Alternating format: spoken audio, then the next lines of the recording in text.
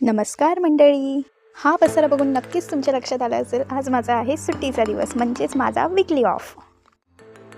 तर म्हटलं काही न केल्यापेक्षा काहीतरी केलेलं बरं, म्हणून हा पसारा मी काढून ठेवला. तो होता माझ्या घरातल्या बाल्कनीमधला. खूप दिवसापासून विचार करत होते की आज बाल्कनी क्लीन करेल, उद्या क्लीन करेल, पण त्याचा काही मुहूर्त लागत नव्हता. शेवटी त्याचा मुहूर्त आज लागला.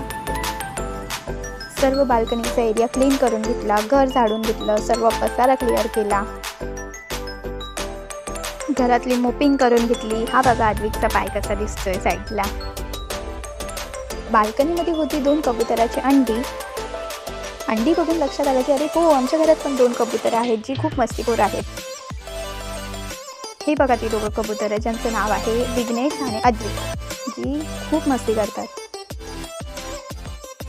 या दोघांना दिली वॉर्निंग, घर बिलकुल घाण दिसता कामा नये. वॉर्निंग देऊन मी गेले आंघोळीला.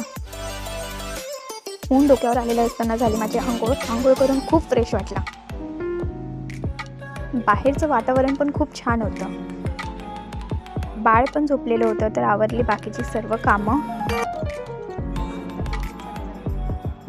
बेडरूम क्लीन केले, नंतर गेले मोरीमध्ये, कपड्यांचा पसारा आवरला, त्यानंतर जेवले आणि शेवटी रात्र झाली सर्व काम करून आणि झोपले.